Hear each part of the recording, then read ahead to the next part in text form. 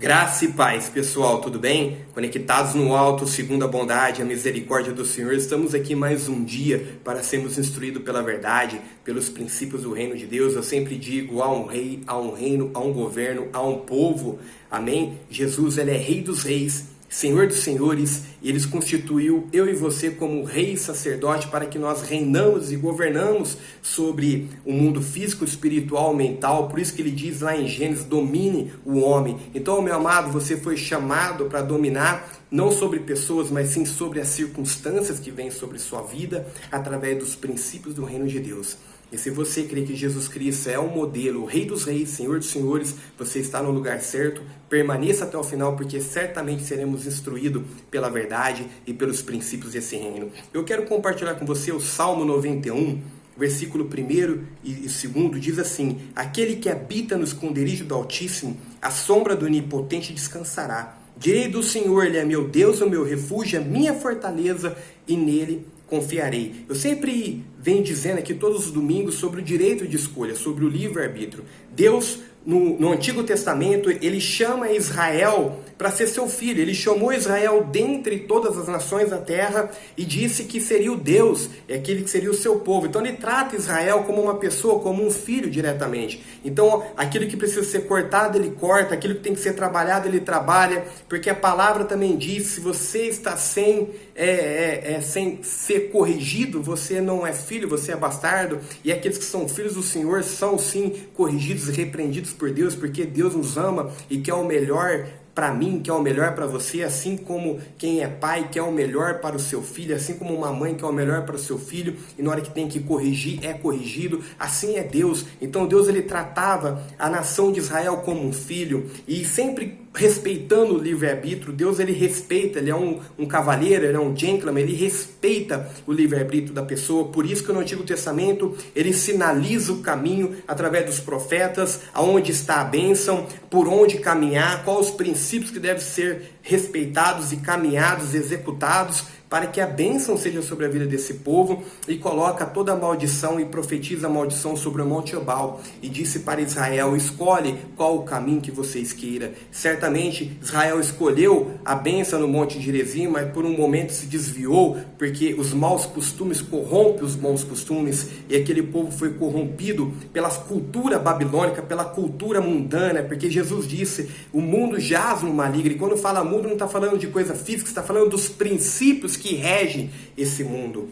Então, jaz no maligno. Então, como que você combate isso? Sabendo os princípios do reino de Deus e submetendo a sua vida sobre esses princípios. Então, Deus, ele respeita o livre-arbítrio. Jesus também respeita. Jesus, ele é o caminho, a verdade e a vida. E Jesus, hoje, é o exemplo, o modelo sinalizado pelo nosso Pai, o Pai das luzes, o Pai espiritual, enviou seu Filho amado para que mostrasse o caminho para mim, para você segui-lo.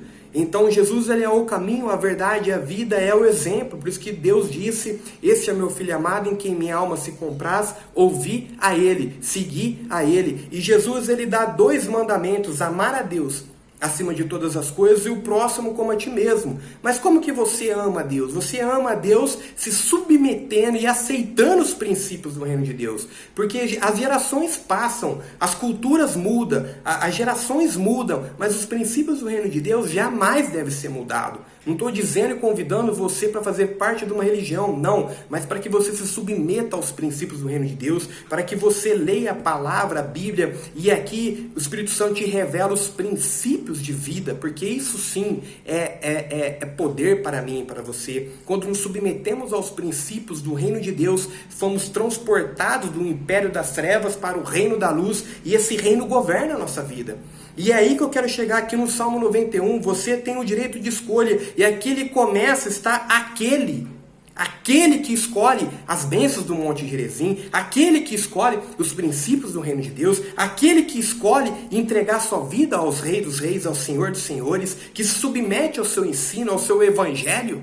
Amém? Aquele. Então, não é para todos. Então as pessoas costumam fazer esse texto, Salmo 91, como algo religioso, e não é assim, não funciona. Você pode ver isso num para-choque de caminhão, você pode ver isso na frase de um carro, você pode ver isso em qualquer lugar, até tatuado, seja lá o que for, mas isso não é verdade na vida da pessoa. Por quê? Porque isso não é na essência dela. Essa casa não está construída sobre a rocha, sobre os alicerces do reino de Deus. E quais são esses alicerces? Os princípios do reino de Deus. Quando uma pessoa aceita os princípios do reino de Deus e se submete a ele e se esforça a permanecer nesses princípios, porque o reino de Deus é tomado por esforço, é aqueles que se esforçam tomar posse dele. Sabe como você se esforça? Você lutando contra a tua mente, você lutando contra a tua carne, você lutando contra a tua vontade de fazer parte desse princípio caído desse mundo. Não, você tem que combater isso pelo Espírito e submeter aos princípios do reino de Deus, para que todas as bênçãos declaradas sobre Abraão, Isaac e Jacó, sobre o monte de Gerizim, venham sobre sua vida, para que todas as bênçãos liberadas nas regiões celestiais em Cristo Jesus venham sobre sua vida, para que o Salmo 91 seja uma verdade. Você tem que escolher habitar no esconderijo do Altíssimo e deixar que o reino de Deus te cobre por todo, por completo. Amém, pessoal? Senão será mais um texto religioso sem efeito e sem poder algum na tua vida. Por isso, temos que pegar o nosso livre-arbítrio e entregar na mão do Senhor Jesus para que Ele reine, para que Ele governe, para que os dias a qual Ele escreveu sobre a minha vida, sobre a sua vida, venha a ser realidade sobre a nossa vida. Assim como Davi entendeu que todos os dias dele foram escritos já e pré-determinados, assim é sobre a minha, sobre a sua vida. Quando alinhamos o caminho e alinhamos a história a qual escolhemos viver, a história de Deus, com aquilo que já está escrito para mim e para você, certamente é vitória, é poder, é alegria, é gozo, é satisfação, é prosperidade, abundância, é saúde física, é saúde mental, é discernimento espiritual, é autoridade sobre essa terra. Amém, pessoal? Porque somos chamados para ser reis e sacerdotes, para que possamos reinar e governar, assim como ele disse lá em Gênesis: domine um homem, assim é a autoridade de Deus sobre a minha e sobre a sua vida, para dominar, reinar e governar, jamais sobre pessoas, mas sobre as situações que vêm sobre a nossa vida. Somos chamados para reinar e governar. Por isso, faça parte daqueles que habitam no esconderijo do Altíssimo e descansa no Senhor e desfruta de todas as bênçãos do reino de Deus. Que seja uma semana de paz, uma semana a qual você alinha sua vida com a história a qual Deus já escreveu para a sua vida, se submetendo e aceitando que é assim que o reino de Deus funciona, através de princípios, de regras e de estatutos espirituais. Graça e paz, pessoal.